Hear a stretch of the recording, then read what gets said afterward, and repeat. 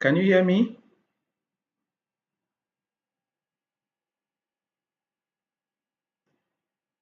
Can anybody hear me there? Just type if you're able to hear me.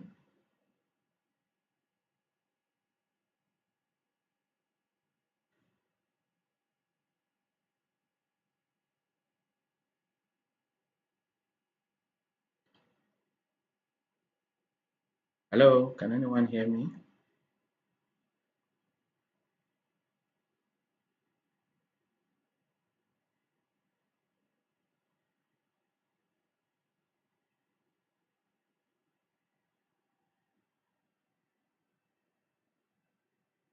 Okay, can anyone hear?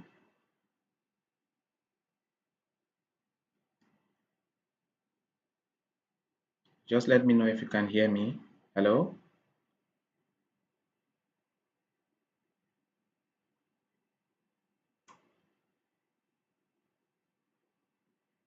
And just type on the comment, the chat, so I know you're hearing me.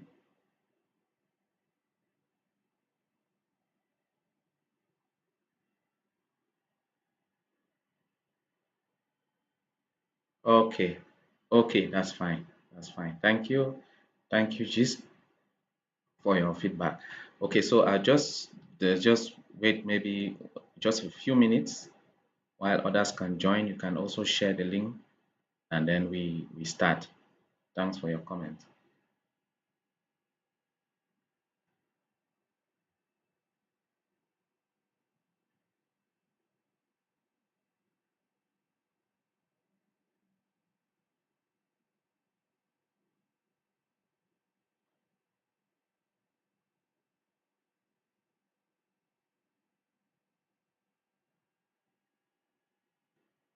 Okay, we'll just wait a few minutes for others to join us. Maybe you can also share with your friends, and then we just start.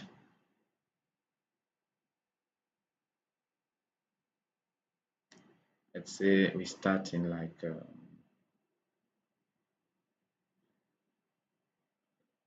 starting like 2 minutes. Yes, let's start in like 2 minutes.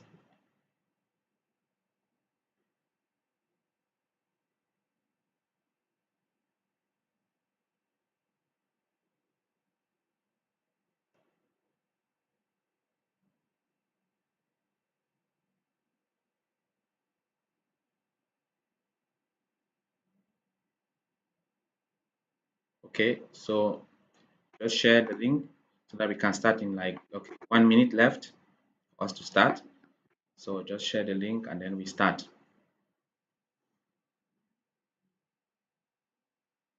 Okay, I'm sure everybody can hear me.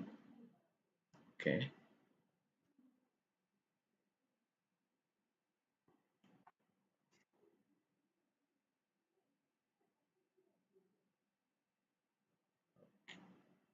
Okay, good.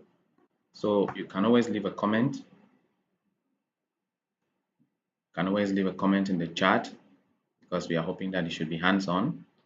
So you can always leave a comment or you view and then later on you try to follow through. Okay.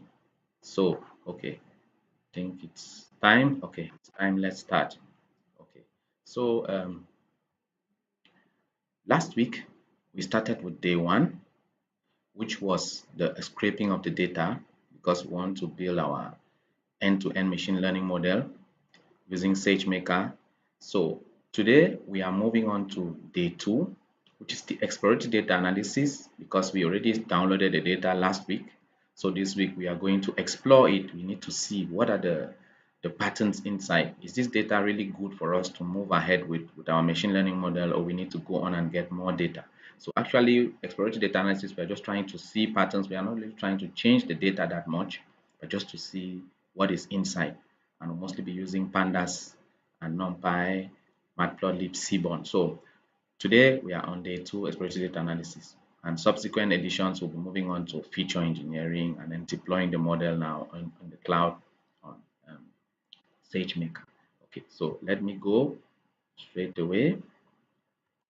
So let's go out of here And then we move on now to our Sagemaker Studio. So I hope you have your Sagemaker Studio lab. If not, you can always request for it. So I'll just click here. You can also request for it. So I'll just sign in. I already have my account here, so it's easier for me. But then again, if you don't yet have it, you can follow along with Google Colab. Google Colab. You can follow along with Google Colab.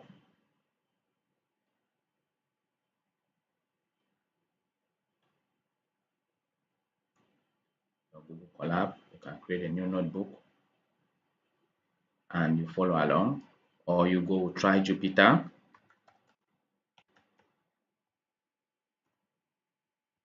So you have the option of using either Jupyter on here or your Google Colab, or if you have your SageMaker Studio Lab account, then fine. Okay, so we are going to use the CPU. I'll just go to start runtime here so that my session will be started, and soon you just go and open the project. So remember last week we scraped the data, so we are going to continue from there. So I stayed back and I scraped more of the data, but not too much because we have to be gentle to with the website, we are scraping from. So I scraped more so that we can be able to use it to do our exploratory data analysis. So it's opening. Okay, now it's there. So we open project. So when I click on open project, now it takes me here. So my Jupyter lab is opening up. So as you can see, last week we had this web scraping land price here. This is what we did. We scraped the data, and then we had just some sample here of about 16 data points, and then we saved it like land price data.csv. So I have also, if you look at it here, I've also increased this. This is the land price data.csv. I've scraped more, so I'm going to click here. So I've scraped more. So you see I've scraped more lines here. If you see, there are more lines. So we are going to use it now for exploratory data analysis. We have the price, we have the location, we have the area, which is we want to be able to predict what is the price of land a meter square given that you're in this location and this is the area that you want to buy. So let's go on then. So here I'll just name this. I'll just rename this. Rename. So I'll just call it land price scraper.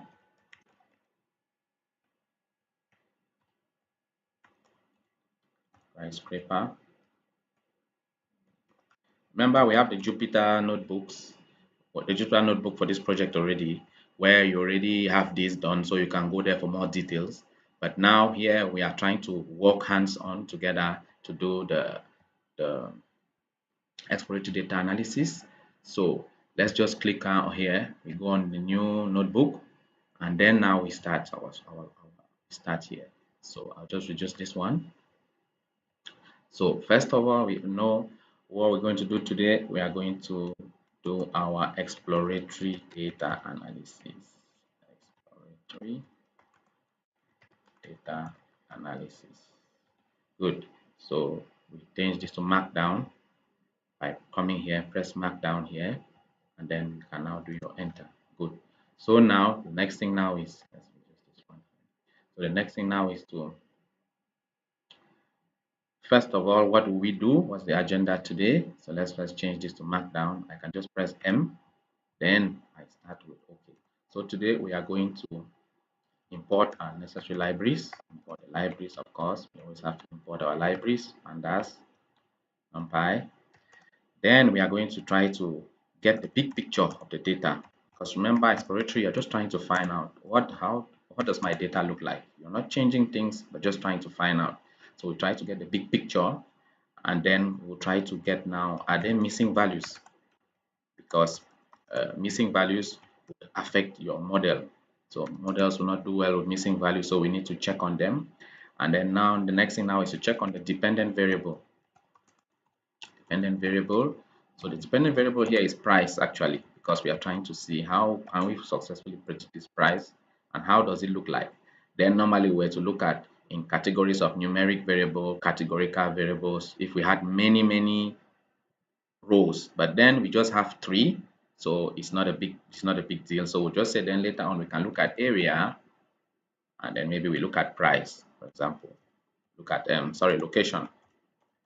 Then now we can just look at but generally this is it. You generally want to look at like numeric, your numeric variables. You want to look at them. Maybe there might be 100 of them. You can group them using the select D type in Pandas. So you can, but for example, in this case, we have area. And then here you can also look at this location now looks like categorical variables. So you could have this like a framework for your exploratory data analysis, categorical variables. And then here, for example, we have location because it will be either maybe Banamosadi, Lokpom, different locations. So let's press enter here. So this is what we are trying to do here. And then now let's move on straight away. So the first thing here, number 1, we go again, we do our, just to reduce we do our markdown. The first thing here is to import the libraries. Of course, we always have to import those libraries. Without them, it's a bit tough. So import the libraries. Import the libraries. Now let's go. So what are we importing? We're going to import Numpy as NP. You can call it anything, but it's common. We normally, most of the time, we call it NP. So you can call it James, you can call it Peter, you can call it anything, but then just follow what everybody is doing. Then we import Pandas as PD. Pandas is really the main thing here. It's, if you're an Excel user, it's like the replacement of Excel here, and really fast, really efficient. And if you can just be good at Pandas, then you can be good as a data analyst and also doing your exploratory data analysis to be able to move on with your machine learning. So that's Pandas. And then Matplotlib, we are going to import matplotlib.pyplot, because we are just taking pyplot as PLT. This also helps to plot and also to shape, like for example, I'm going to increase the size of some graphs here with the support of Matplotlib. And then also you also want to import your very beautiful guy, import Seaborn. I love this. It creates your beautiful charts just with single line, as you see, Seaborn as SNS. So now you have this. So really this is your Excel or your data wrangling guy. Numpy is the support because of its mathematical computation. At times this one calls Numpy, come help me do this calculation and give me back in my data frame. And then now you also have this Matplotlib, which is really a support for this, all of these guys to like create, as I'll show you, you'll be able to help improve maybe increase the size of the plot. It really has a lot, but then Seaborn is cool because it has very simple lines, just one single line, you plot your graph. So if you could have these two, 1, 2, but then you must use the 4 because they depend on each other. So then you now also have to say, okay, you don't want the graph popping, so you have to say matplot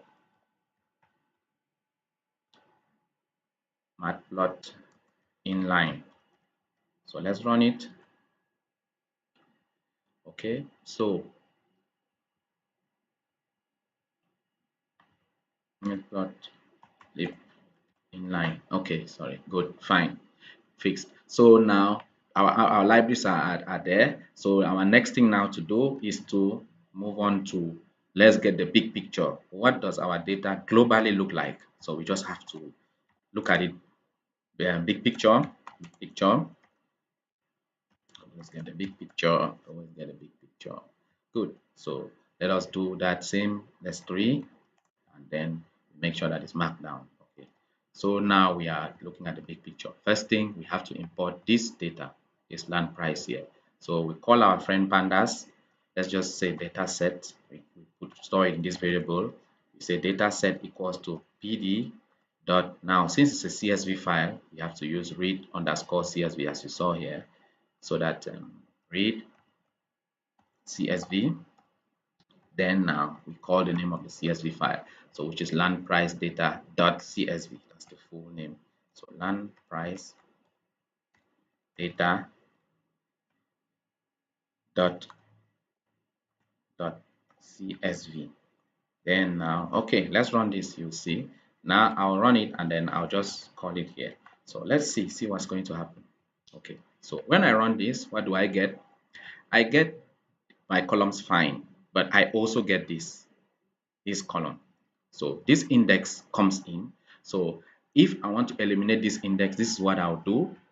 I would say index underscore call equal to 0 since it's on a row. So I want to take off all these which concern this unnamed here. And when I run it, okay, fine. So it looks now okay. So we have something which we expected to see. This is Yasa. The price is 55,000 and they are selling 300 meters squared. At 300 meters squared, they give you a 55,000 per square meter. Okay, so that's now, we can now look at things like your first thing will be dot head, data set dot head. Let's look at it to get the top. Now, I always like to do 20 because I like to see more. There might be some things that are interesting that I just with 5 I can't see. So I say dot head, give me the first 20. So I would look here, and for example, you see already there is something that looks too high here, and this would probably be an outlier. And then I say, okay, when I come down here, I see this here again high. I'm like, okay, there's something, maybe there might be some outliers here which we would need to look at later on. So then I've gotten an idea. That's just like a big picture. I say, okay, fine. Let's look at the tail and see if there's something interesting. So you see, when we did it 20, when we looked at, sorry, it should be slow letters. When we looked at 20, we're able to see more things. So 20 below, I'm trying to see, can I see something? I'm seeing this limber here like this, and I'm seeing it again like that. Then here it's like this. So there seemed to be some inconsistency in the way the data was entered. That means, say for example, somebody, instead of putting maybe 500,000 per meter square, the person will put maybe the total sales amount here. So we are going to keep looking to see. We just have a big picture idea, and then we say, okay, it looks cool, it looks okay. So let's move on then. Next thing you would want to do with your data, and you have it, you do your data dot, now you can do your n unique.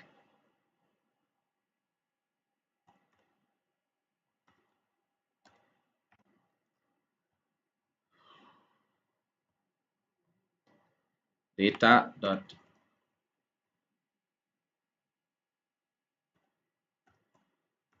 why am I getting it wrong?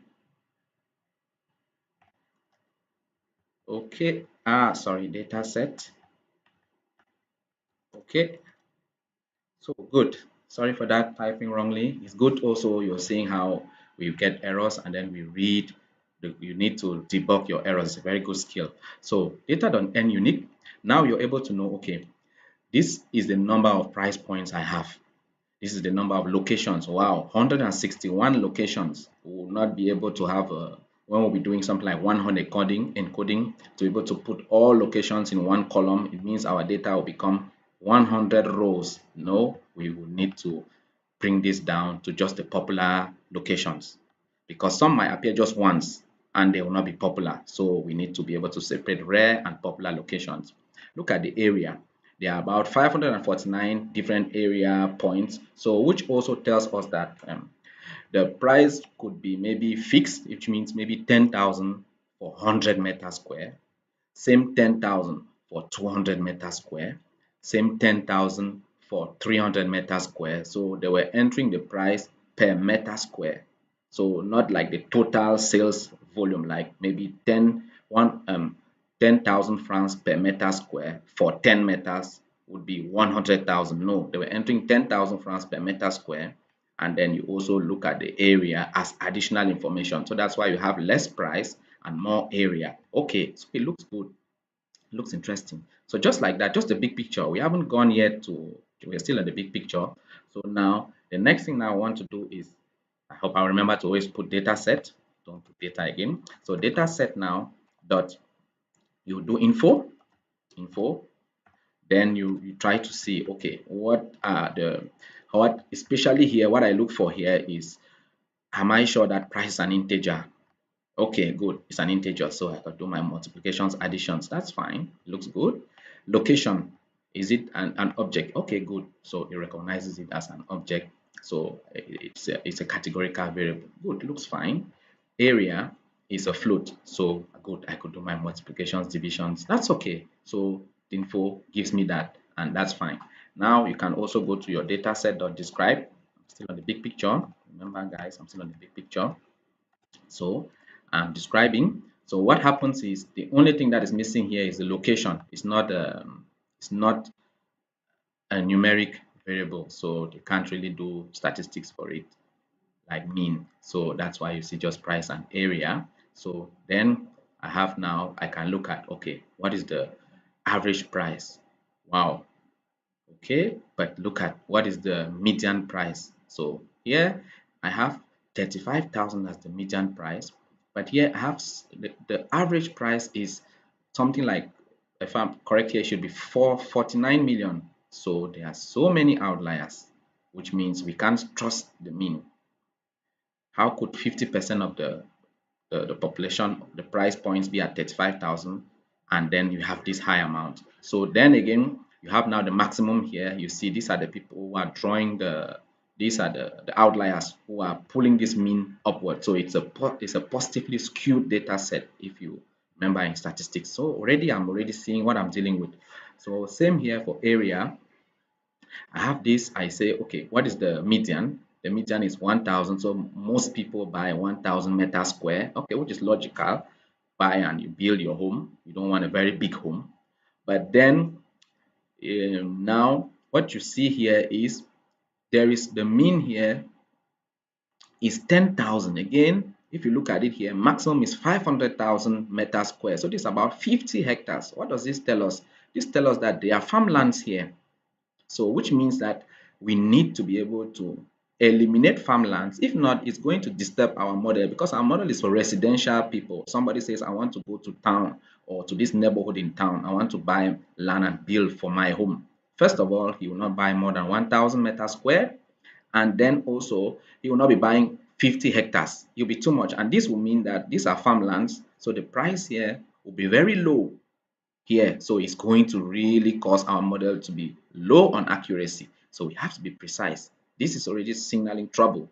There will be a lot of outliers here, and we need to handle them very seriously. If not, there will be no reliability. Our data, our model will be very inaccurate. And this is why real world data is really dirty, and we spend most of our time cleaning and massaging data. With this skill, you can move on very, very, very well with your career. So this is a key skill. That's why they say 80% of the time is spent cleaning data. We are still just exploring the data. We are not even cleaning it yet. Just watching, just looking. So let's move on then.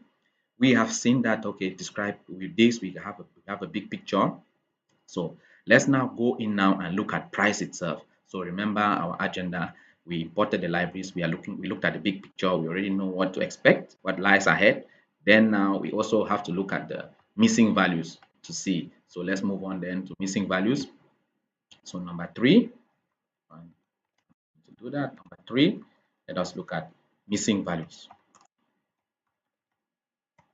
Missing values. Good. So put it markdown, just press M, or you can change it up here, markdown. Remember, there's markdown, there's code. So markdown, then I do either control enter or shift enter. So I'm going to do shift enter, and a good habit is to just I'm going to create more lines down here so that the screen doesn't move up and down all the time when I type. So just create many lines, and then you can use your control enter instead of shift enter to stay on the same line like this. Control enter on the same line, shift enter takes me down here. So let's move on then. So now I want to look at missing values. So a simple thing to do is just to say, okay, data set dot is na dot any. Okay, so what do we see here? We see already that, okay, price has no missing values, location have no missing values, and what has missing values is area. So the only person who is going to give us trouble here is area, and which means maybe some of the area was not entered. So we can say, okay, so we want to see, let's say, data set dot area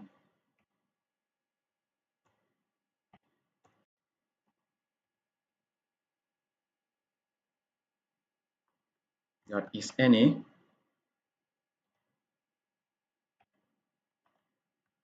some. So okay, so what do we see here? We have 220 points area which are missing. So is this pertinent out of the, because we could also have seen it here directly here though. Is this pertinent out of the 4,200? Okay, so with all these troubles, we might maybe later we would see, would we impute them, impute those would, like for example the median, this 1,000 that most people buy, or would we take them off? So these are ideas, these are decisions which we will take at the level of the feature engineering. But for now, we are just observing the data, which is what we call it exploratory data analysis. We look but don't touch, because at the end of the day, we don't have to touch. So by good habit, really, this is what we are supposed to do. We are supposed to make a copy of this data set so that we are sure that the original is not touched in the exploratory, during the exploratory data analysis. So this is what we are supposed to do. We are supposed to say data, maybe now a new data, equals to data set dot copy. This is what we're supposed to do. Data set dot copy. So when we run this now, it means now that whatever we do to this data will not affect the data set. So we've like kept our data set safe also, so that we are just exploring. If we change something here, we delete anything here, it should not affect this data set. So let's say from now onwards, we are going to be calling data going downwards instead of calling data set. So let's leave our data set to rest. Okay, so now let's move on then. So we have, let's move on, let's continue now. So what we've noticed is that area, there are 220 data points that are empty. So remember here, I'm just using Pandas so far. I've not used Matplotlib, I've not used Seaborn. I'm still just on Pandas. That's why I say, get your Pandas right. You're already ready, very, very way advanced. Okay, so 220 out of that, we are going to look at it next week, how we are going to handle it. So, but now we know, now we have an idea. So let's move on then now to the next thing, which is we said after our missing, we are going to look at our dependent variable. So let us go and look at price, what it looks like and what lies ahead. So let's go, let's move on. Let's turn it to Markdown.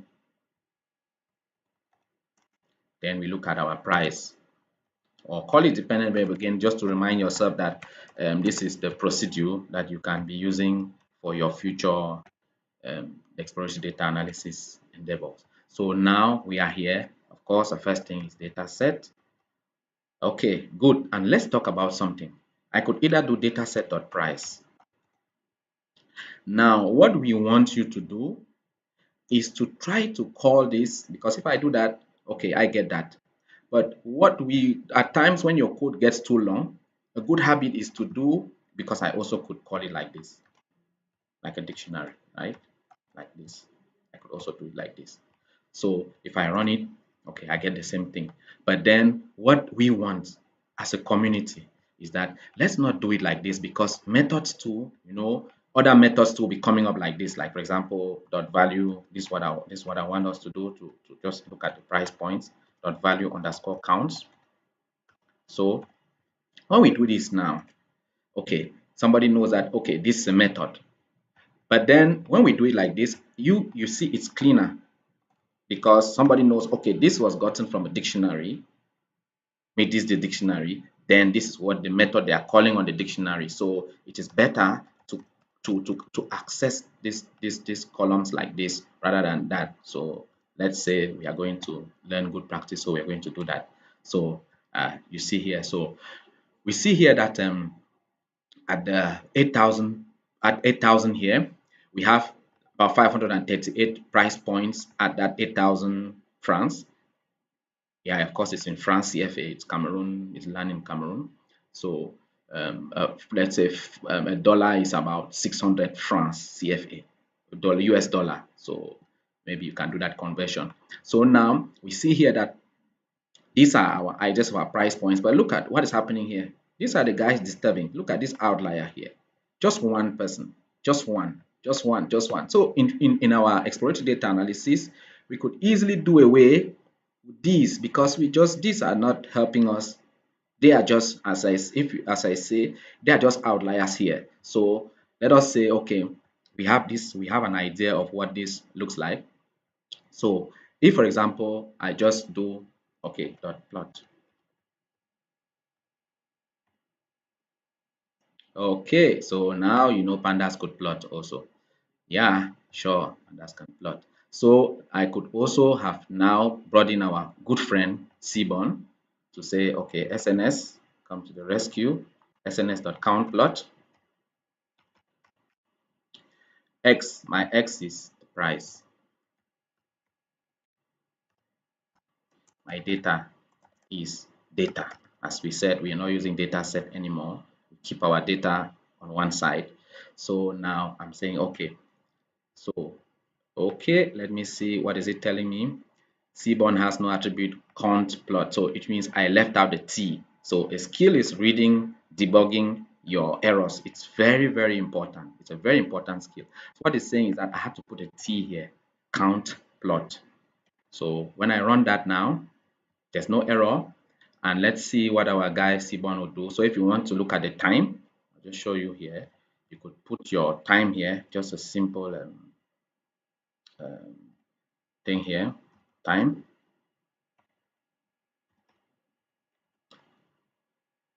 So you want to know maybe the time of your processes. You could just simple thing on Jupyter notebooks is just to add this line. So you would see that this is the time it took, wall time, CPU. So you just get this here. So, but then let's move on.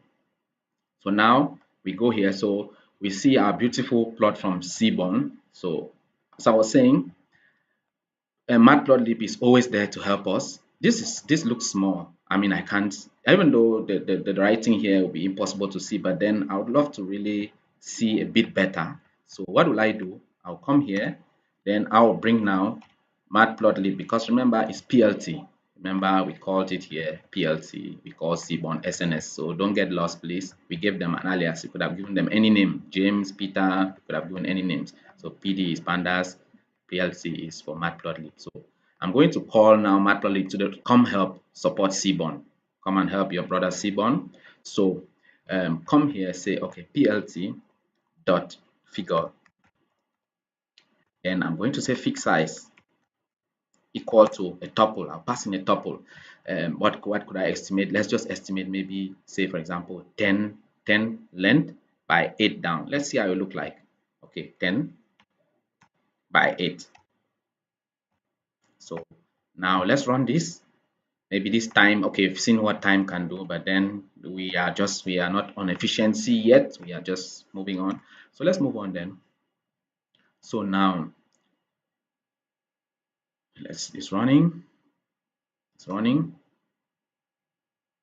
Okay, so you see what Matplotlib has done. So Matplotlib has come to give support on Seaborn to increase the size of this graph. So we could increase it even further by saying, okay, put it at 16 even here, 16 here. So you see how they interact with each other.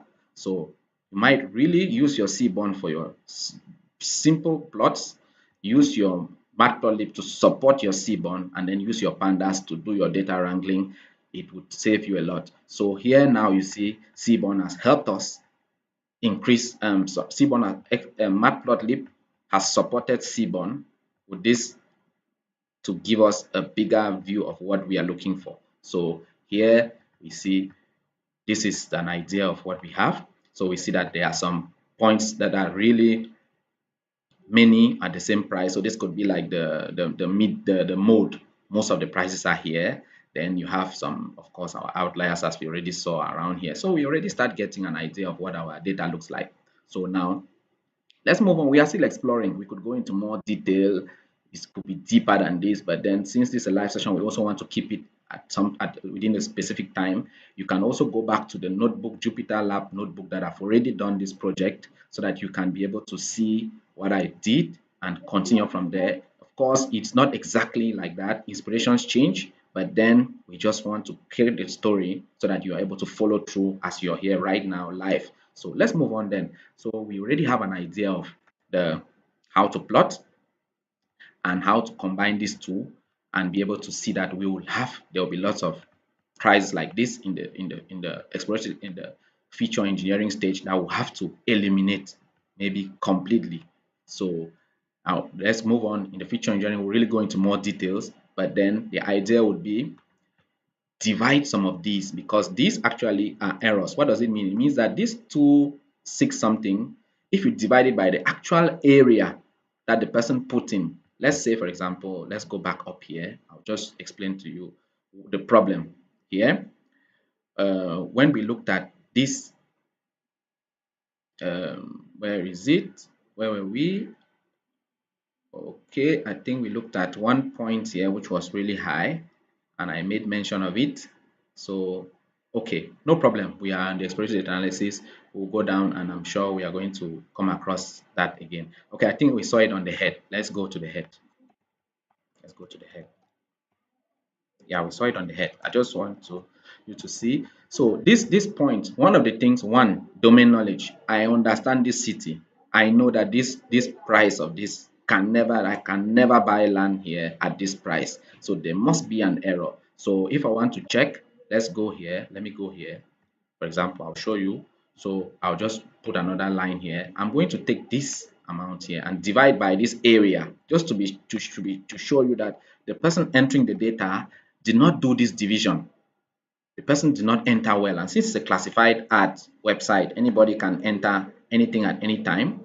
So nobody is there to control. So for example, if I have to print this, for example, if I have to print this, I get something like 59,000, which looks logical because if you see most of them too are 60, 25, 40, so they are not that high. So we would be faced with our first thing during our feature engineering would be how do we make sure that we fix this data inconsistency. This is an error from the system. Some people were entering 3,000 per meter square, while some were entering 3,000 times 174 area per meter square. So I hope you understand what we are going to be facing next week when we start doing the feature engineering. So with exploratory data analysis, we see all of that, and we can either go back and tell our manager, no, let us go scrape another website completely, or we should try to clean this and then move on with it. Or what other options do we have? From exploratory data analysis, saves us the cost of investing lots of money on a machine learning project when the data clearly shows you that it is really, really, really invalid. So we've had a quick peep of price. Let us also go ahead now and have a quick peep of the others, which is, as we said here, area, and then location. And of course, if there are any other relationships we want to look at, but I think we already have the problems that this data set is going to give us when we'll be doing the feature engineering. And when we go feature engineering, we'll just be changing the things because we already know what we've seen before. So let's move on then, move here. So we go now to, this should be the fourth, I guess. We had it here. This was the third. Now this one is the fourth. Yeah. Then after the fourth, this one is the, now we're on the fifth. Good. So let's go to the fifth. I'm going to do my markdown again. Just press M when I'm out of it. So it's on markdown. Then I'll do 1, 2, 3. Then we are going to look at area. So let's run that. So now we are here. Let's look at area then. So the first thing again, data dot area. Then we can now look at dot describe again to see. So we see now area clearly. So again, we saw that the mean, the median, the midpoint is 1,000. There are so many outliers. So you see it's 500,000. We'll take away this because the average person takes 1,000. And if you see here at the 75%, it is 5,000. meter square. So where is 500,000 coming from? These are hectares of land for farmlands. So excuse me, sorry, this will not be for residential area. So we already saw that in the big picture, and then we are still seeing it again. So here we are going to focus on AUP. We must eliminate to stay on the residential area. So we'll end up maybe cutting off, say, okay, say for example, above 5,000 meters square is no longer a residential area, even though that's really high end. So let's move on then. So we see it like that. So we can also say, okay, maybe you want us to do a plot.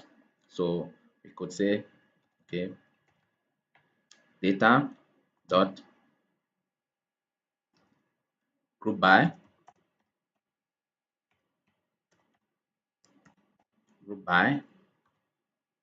area. Then we can just say dot size. Let's run that.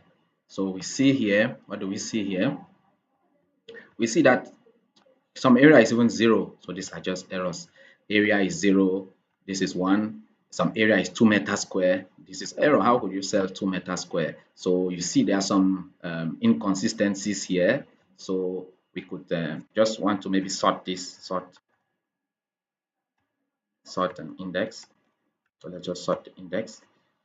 Okay, so we sort, then we see again this our 500,000 here, far here, 15 of them. So these are really farmlands. And then again, we could just do a plot just to have an idea on the plot.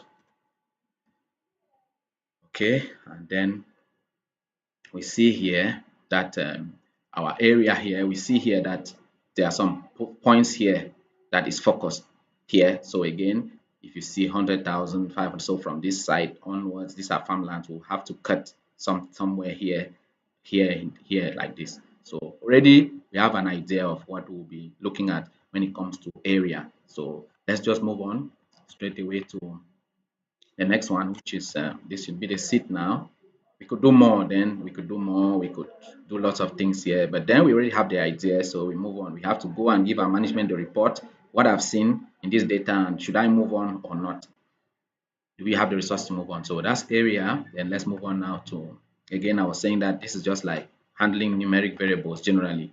Fortunately for us, area is a numeric, but then generally the framework is just that, okay, now I'm handling numeric variables.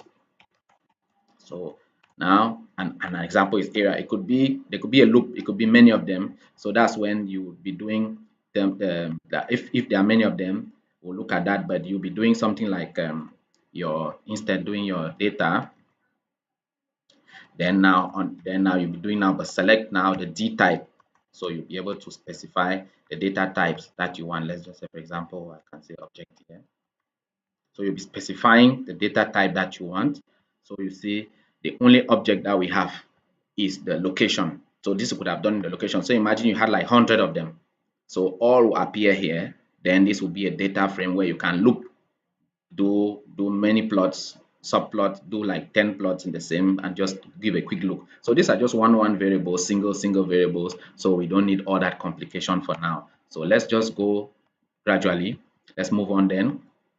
So now we are on the let's put this back. We are on the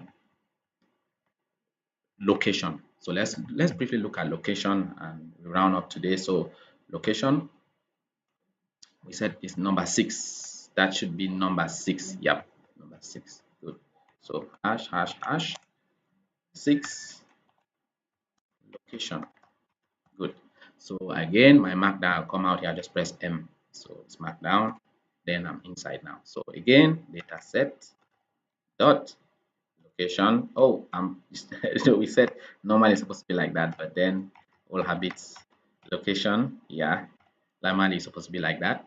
So dataset dot location. Then we can now say, okay, give us value counts, because we want to get the unique, because we can't do describe here. So why is red? Because I didn't close the, yeah, the braces there. So let's run that. So what do we see here now? We see that there are some places like Douala 523, entries 414. Okay, if you are from Cameroon, this is interesting. Douala is a whole big city. So this Peka 25 is in Douala. This Peka 22 is in Douala. So then we would need to eliminate this, because this two need to be taken out, because you can't talk about the whole city when there are many neighborhoods inside there, and we are trying to find out each of the price of the single neighborhood. So this could just be like an average. So maybe the people entering the data did not enter well from that website, so they just said Douala. And maybe for those of you who are joining, maybe let's visit the website, and let me just show you briefly. This is the website, Landplot.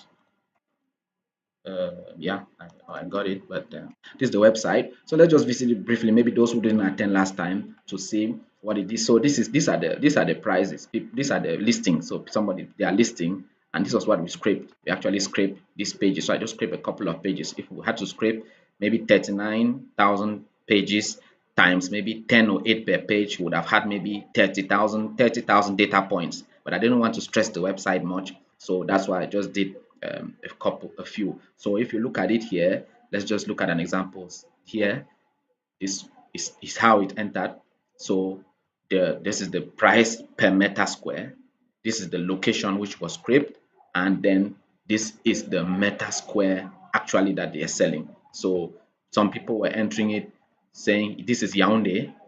Now the actual location is Otza. So with our scraper needs to be able to pick it up here instead of here. You see, it becomes a bit complicated. So that is why we are having all these issues. And that's why also we are talking about, as a data analyst or in data science, we should also try. Domain knowledge is very important. Associate with somebody who understands the domain, so that you, with your Panda skills, you combine your efforts, you're able to know that we should eliminate these two when we reach the feature engineering. If not, we'll be in trouble.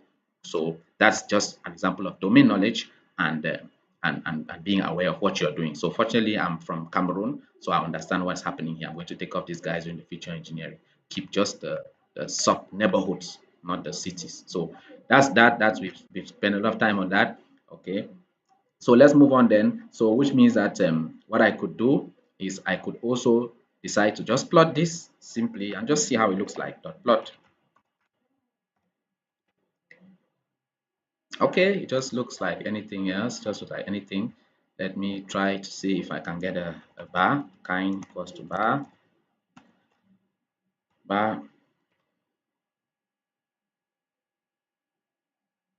Okay, whatever, it looks like bar. Then again, remember our old friend, our old friend can come to the rescue, either up here or here. Um, Fixed size,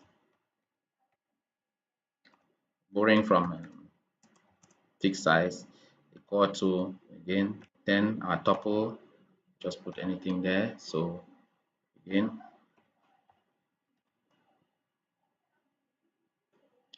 so our old friend fixed size can come and help us to give us a bigger view of what, yeah, we could expand it more again.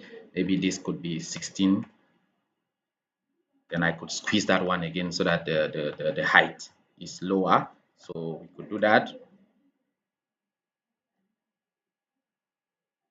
Okay, anyway, you get how you mix the two. So then we see that some points like this are many, and then this brings us to a point that some of these rare guys, rare, will need to eliminate them, because they are not really helping us they are not helping us in any way. So for example, if I come here and then I say, okay, for example, let's just call it a frequency,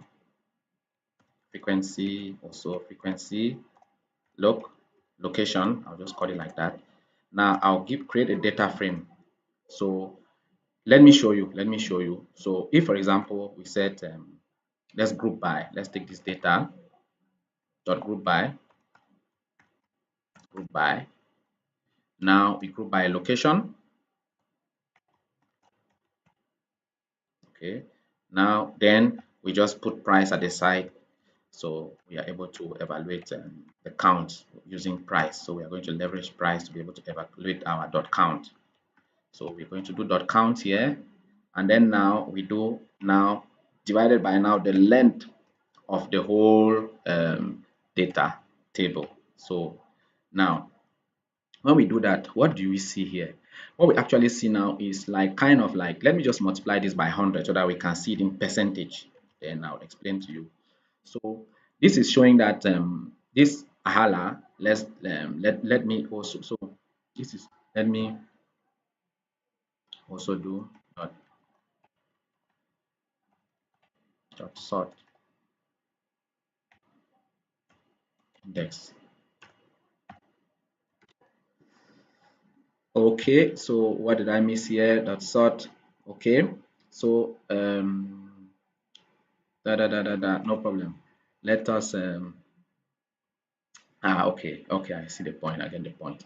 Okay, so normally I could do that on my value count. So, but then let me just show you here. So you can see here that ahala is 0.8% of the total.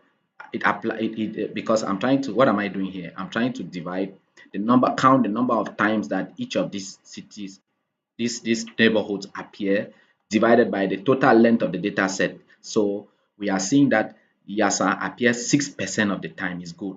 So when we look at sites that are really low, like this, only 0.2%, like this Yabasi, when we want to look at rare and popular categories, we might need to eliminate, we might send a cutoff point and say any site that is above 0.5%, that appears 0.5% of the total, that contributes 0.5% of the total, will be included.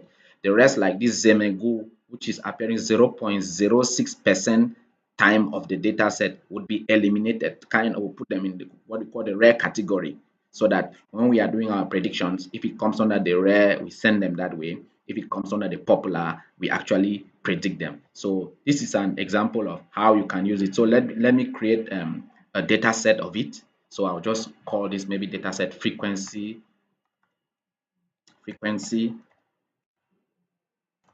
underscore log. I'll just call it like that. Let's just give it and then I'll turn this now to a data frame, because actually when you do like this, it's a series. It's a series. It's not yet a data frame. So we still have to convert this to a data frame. pd dot data frame. Still have to convert this to a data frame. So what do I have here? I have this space. So good, always look at your errors and Python 3 and all that. You have a lot of help.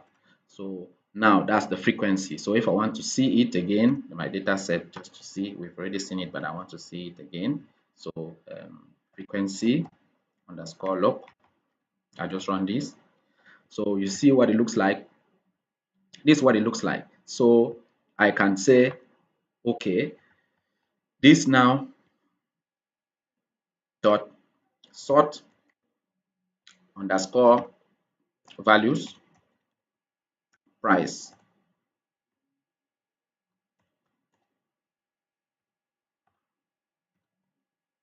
So we see here these ones, I could just take it out of there.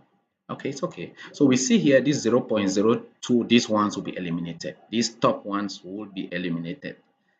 Be put under the rare category, while these ones now down here, you see this Douala Yaoundé, they have many. We'll take off these ones, then we'll keep Yasa, Odza, Kribi. These are popular sites. So if I build our web app, our app should be in such a way that it responds to popular sites. And then when these ones come, we can say, okay, we don't have enough data points for these ones, but these ones we are going to. So we are going to use it to do that. So I wanted you to see that. So we could also want to look at it the other way. So we can just say here, ascending equals to false. So here, instead of the other way around, you can see that these are the ones we'll definitely keep. We'll keep these ones, and then the other ones down here, we are going to eliminate them. So that's another way of looking at it. Still the same thing. So now let's move on then. So let us say, okay, we want to subset out just the ones that are above the 5%, like we said, 0.5%, like we said. So let us just do a normal subset here. So I'll just copy this, not to type it again. I'll just copy that frequency log. So should be now, I'm saying the price side should be, let me just bring in my keyboard here, virtual keyboard, should be greater than, go back down, so it should be greater than 0.05.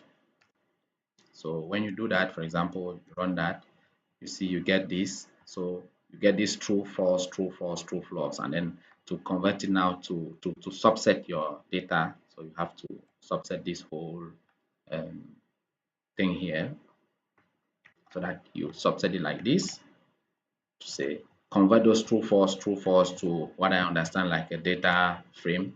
So which means that we are now here. So if we have now this our new, we update this our new, we update this frequency log to be now these new values, because what we've actually done is we have subset it in such a way that only those who are above, okay, now we have to put 5% here, because we have to put zero point 0, because we're already in percentage, so it has to be 0.05%. We could, it cutoff could be anyone, it could be any cutoff. So see here, you see the list. So imagine that we were more strict. We said, okay, it only has to be 0.9% and above. So, or let's say you must be maybe 1% before we can consider you. Or let's just take 5%. I want to see so that you see how it is reducing. So these are the only points that are so popular because they are above 5% of occurrence here. So you see how we need to also play with our cutoff during the feature engineering stage to be able to decide on where do we cut off so that we are able to eliminate and keep only the popular ones. So for now, I'll just go with them 0.5% cutoff point. So we have our list here.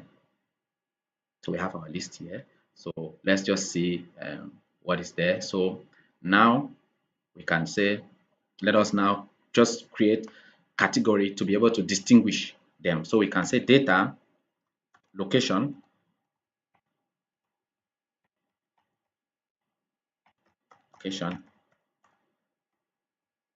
should be equal to, now we call our friend NP. Finally, Numpy comes to the rescue. Numpy come and do this calculation for us. It's above us to do on our own. So np.where data location,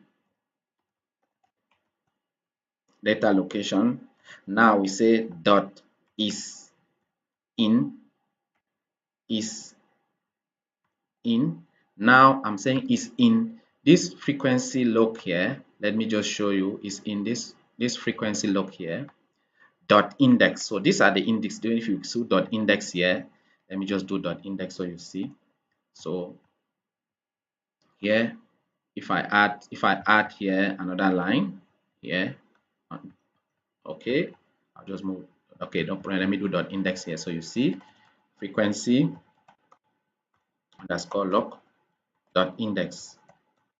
Again, I had to do the BBB to have them here. Let's just run it here and you see. So you see dot index gives me these heads. So that is what we are saying here. So we are saying that now this frequency log, which we now assign it now like this, we say the new frequency log should be equal to this subset here. So let's assign it so that when we run our index here again, for example, frequency log dot index, it will be reduced and we'll see less.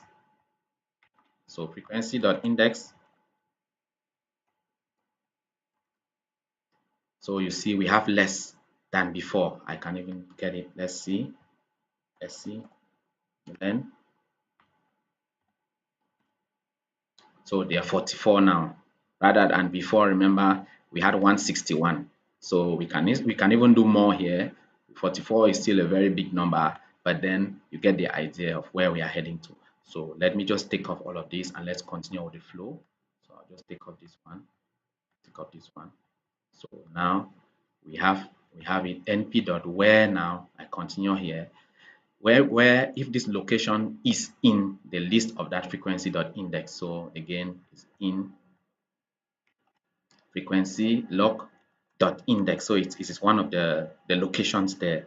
So I'm going to close this, and then now I'm going to give, now what should it put? This is like an if statement. I'm saying that if the location, maybe Ezeka, is found in this our filtered list here, if in the original data set, Ezeka is one of the ones that the ones that qualified to meet this threshold, this new condition, then you should, what should you do? You should now just keep it as it is. So just return the same thing,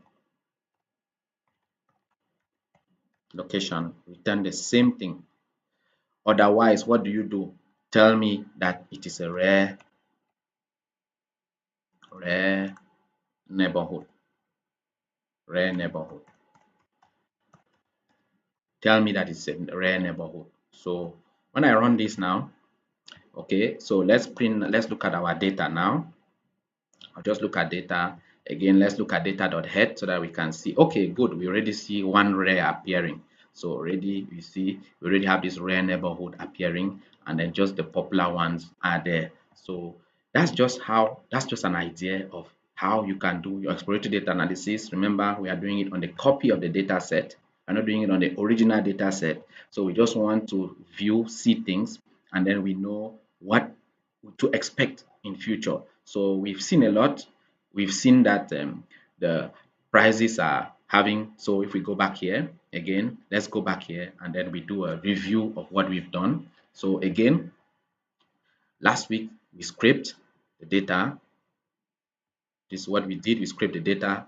Day one, we scraped this data, and from that, this with this website here, we scraped that data. Then what do?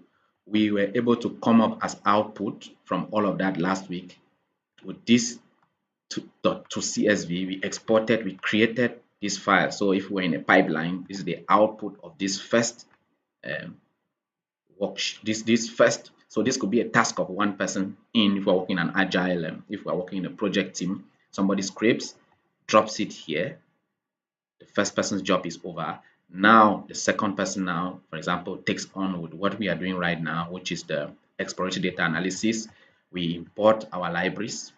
This is it. These are the libraries we need. Numpy, remember the key person, the star hit of the day was Pandas today. And then Matplotlib came to support to increase the sizes of our plots, beautiful plots by Seaborn.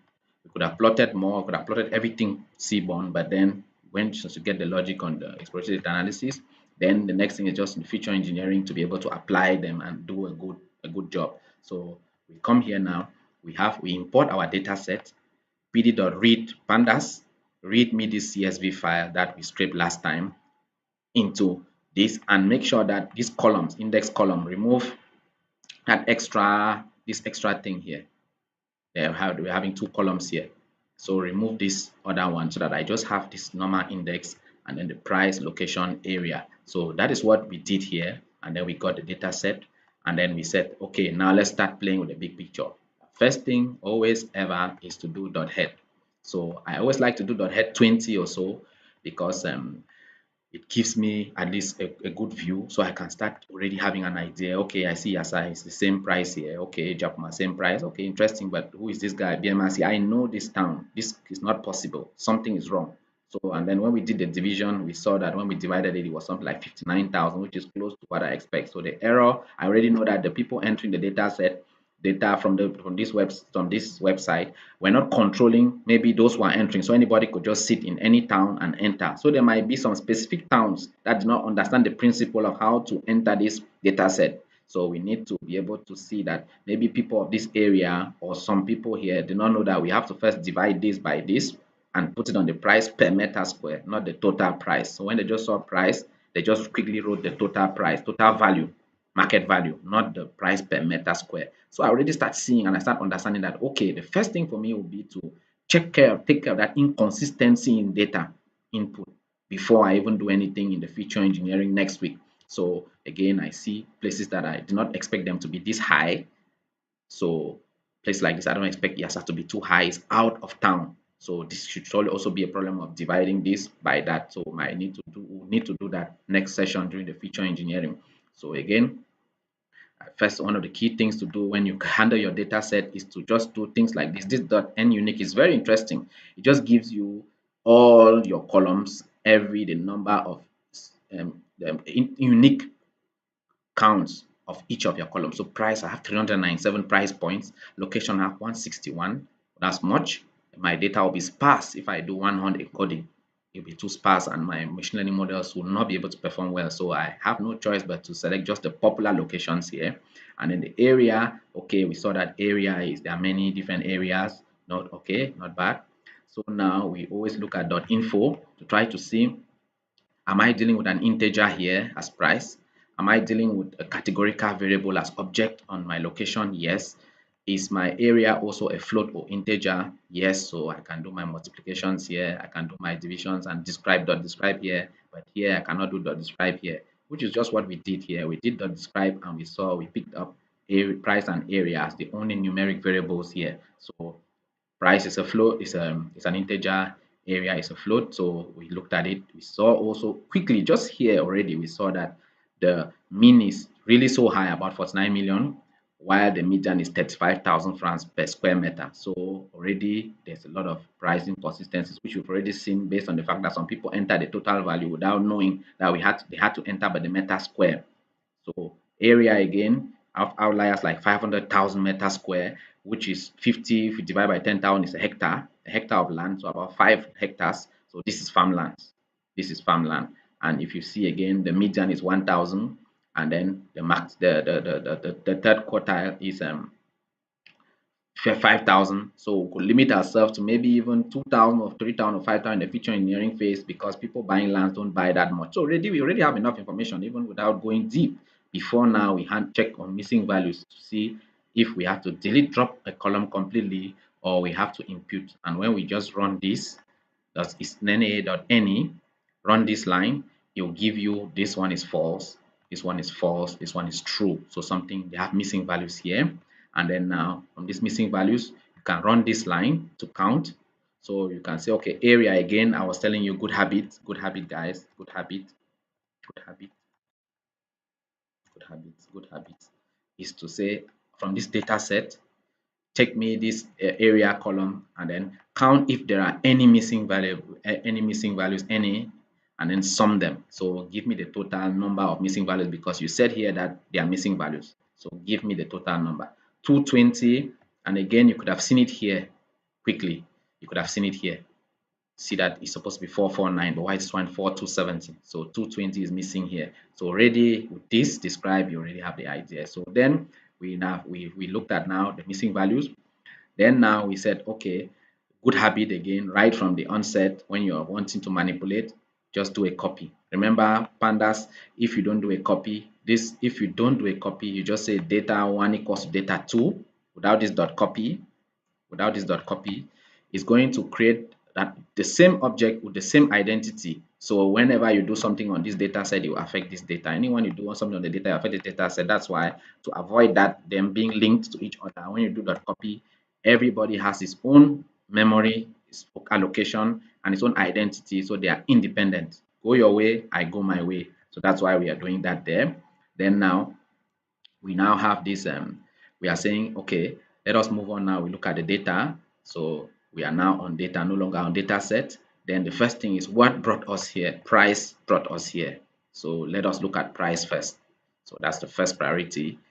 So people have different ways of doing exploratory data analysis. This is mine. So there could be other variations. And again, as an analyst, maybe not to do machine learning models, you might do it slightly differently, just to find out relationships, find out goods that are selling well, how much, which products can we eliminate from our catalog, how much revenue do we make, which stores give better. That is because you're an analyst who wants to give information and give insight to your management. But here I'm doing my exploratory data analysis based on the fact that we want to build a model. So I'm trying to see what are the things that can stop my model from performing well, not necessarily trying to inform management on which store is selling better or which one. I could say that like an addition, like a side product, but it's not my objective. My main objective is missing data should be taken care of, outliers should be taken care of. I should understand the distribution of my variables like price. I should understand the distribution of my numerical variables. I should see who are the people that have high correlation. I eliminate some of them. And then I would, so all of this different kind of, yeah, but then still pandas and analytic skills. Okay, so let's move on then. So my price is here. I have I do my value counts, which gives me my price here and the count. So I can be able to see different price points just to see, and then we spot that there are just some few crazy outliers here, which if we take care of, we'll have a huge relief. Just taking care of these five, your mean will drop greatly. So that is good. And again, if we divide like we divided for the BMRC case up there, we will see that these ones will come to become normal and will save these data points. So that's good. So now we also did a plot with pandas. Remember, pandas can plot as well, but not as beautiful as Seaborn and Matplotlib, but at least it can plot. So now we now have this. We brought in Matplotlib to come help us increase the size of our simple one line of Seaborn plot, which gives us already the y value as count and the x value as price without typing x label, y label. So I mean, Seaborn is marvelous. And then now, so we have a picture of it. At least we know that there are some points that are really very many, and there are some points that are really low there. So okay, then we've seen that already. We already knew that some of these high points will divide them and bring them back here. So that's we already saw it with the BMRC case, and we already saw it here. So this is just visually to see it again. So now, so which means with your pandas, without even the visualization, you could see it, but you use the visualization to communicate so others too could see it like you. So now, numeric variables, we did the area, we did that. Then now we have understanding of area. Again, we said this good habit to just put it here, put it here. Then now we did that. We got an idea of how the area is. Now we did a group by to be able to see, just to plot to see that, okay, there are some points that are really not necessary. And then also now we know that we have to focus on this area subsequently next week in our future engineering. We'll just cut off these guys because these are farmlands, 100,000 meters square, 50,000, 500,000.